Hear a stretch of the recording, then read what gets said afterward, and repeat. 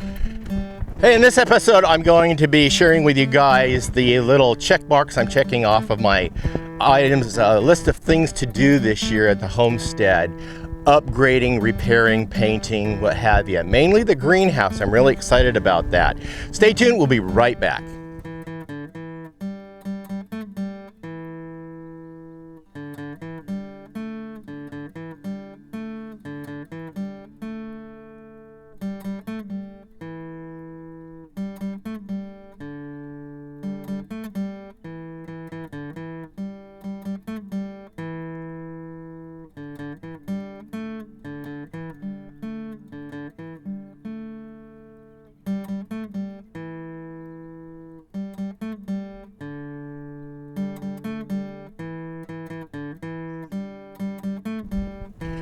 Hey, welcome back to Pine Meadows Hobby Farm. I'm your host, Jerry Hansen. I wanted to bring you guys in and share with you guys an overview of what we've already covered this year so far, because I started out the year with not really building any projects, any new projects, but updating and repairing the projects that I have already and finishing some projects I've already have. One of the projects that we've already did was this back fencing. Love it, love it, love it. It's working out perfectly.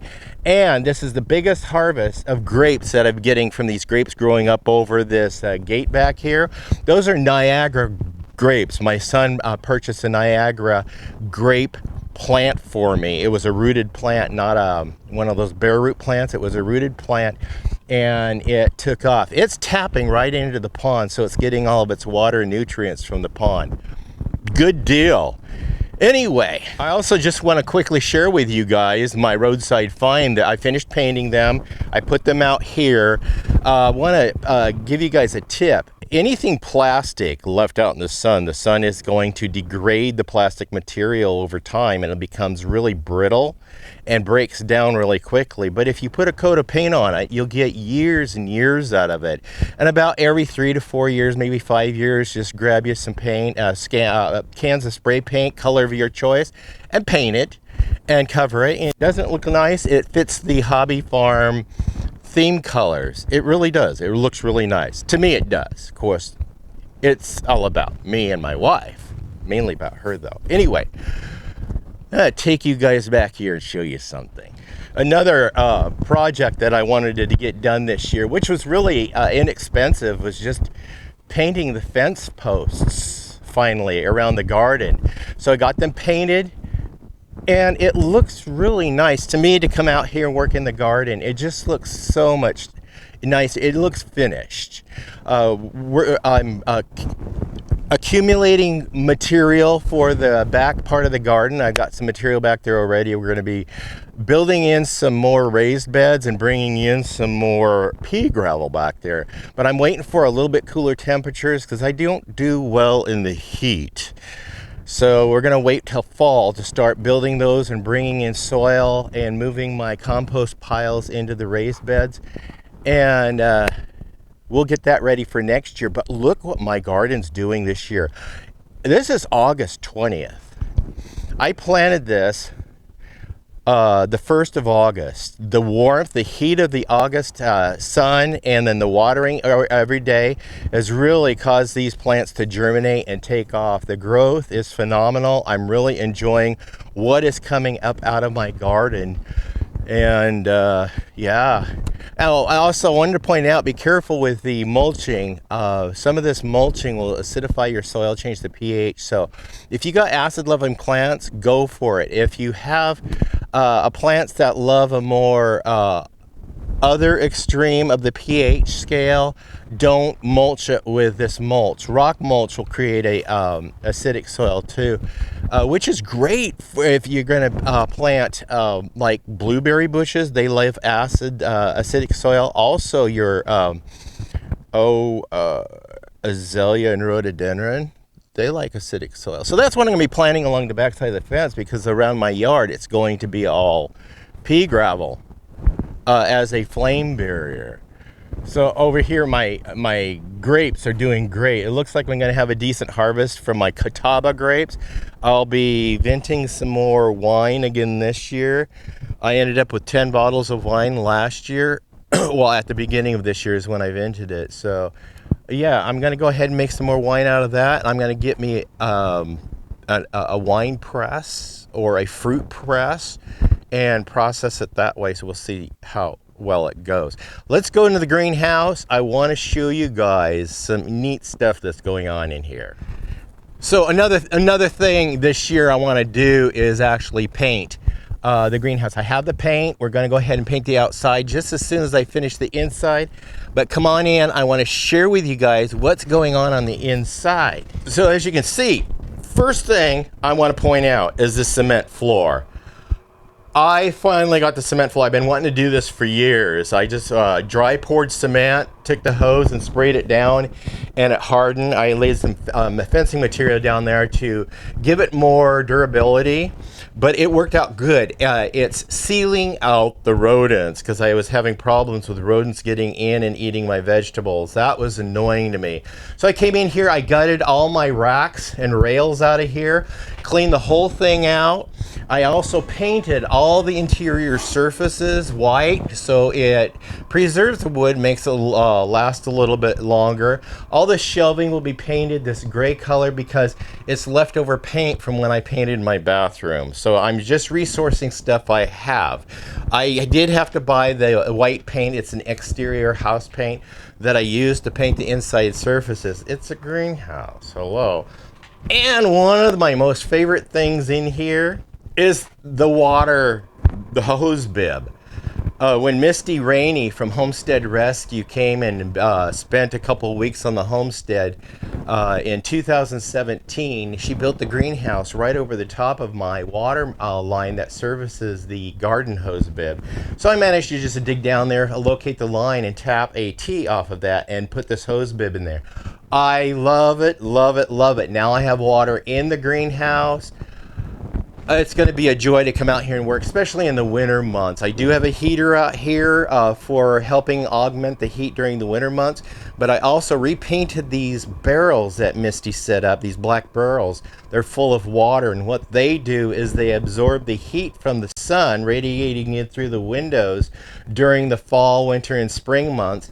And then at the night, they just radiate that warmth temperature to keep everything above freezing in here. And for me to grow plants, I have the backup of the propane heater that's going to help. Now the propane heater is going to cause two things. It's going to create CO2, which is food for the plants. The plants take that gas and they convert it to sugars, and then they scrub the air and make it clean oxygenated air in here. That's what trees and plants do in the environment. They take all the gases that we create and that the earth naturally creates also, and they scrub it and they use it as a food. They convert it to sugar. So the good thing, successful greenhouses do have those gas creators in greenhouses, commercial greenhouses, because they know how important it is for plants.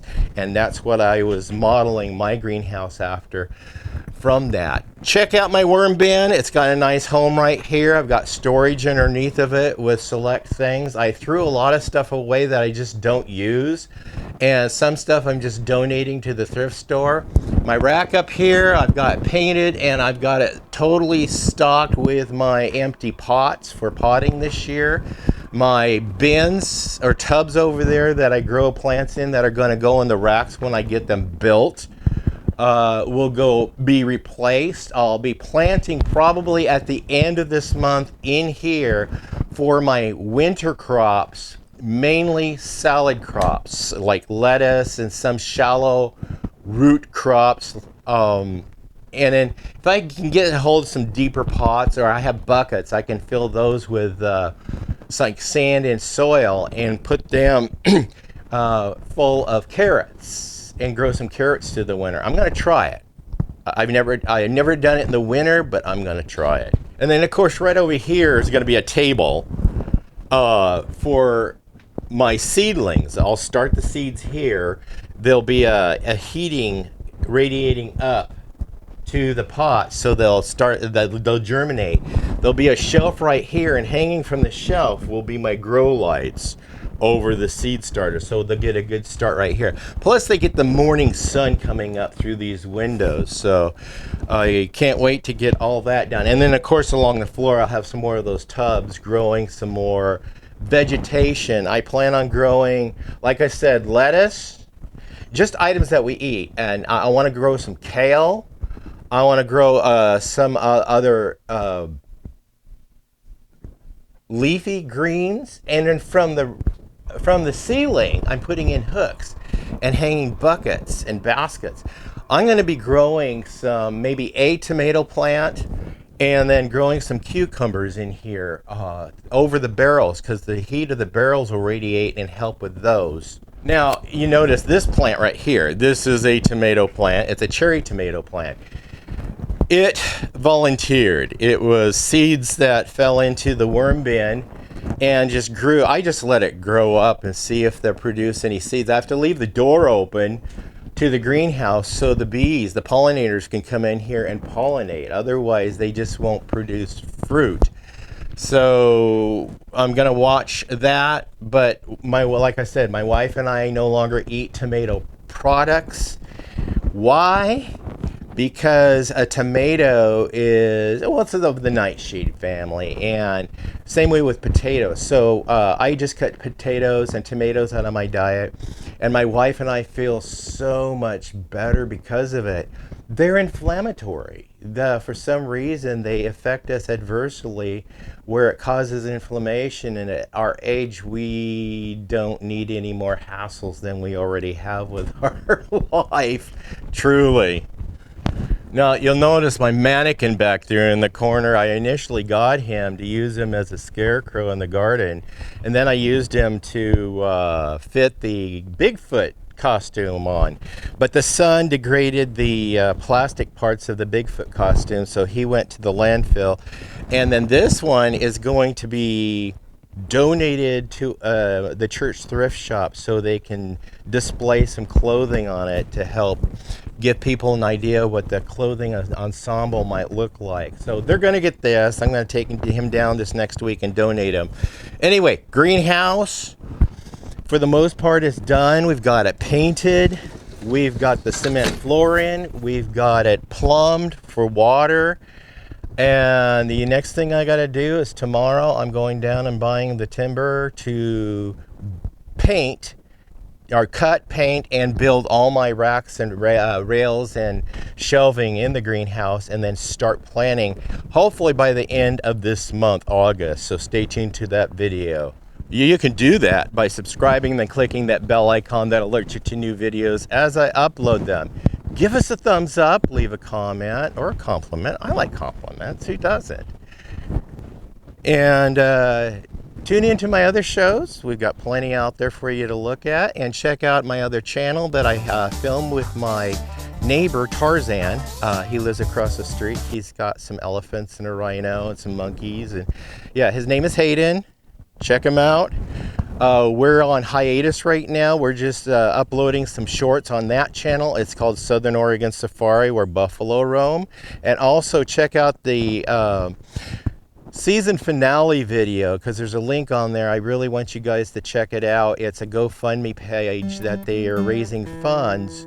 They're up to almost $60,000 out of $100,000 they're trying to raise for a pilot show to pitch to a network like Netflix, so they can go live with the show. And if you guys want to be a part of that, click on that GoFundMe and donate $1, $5, $10, $20, whatever you can afford to donate.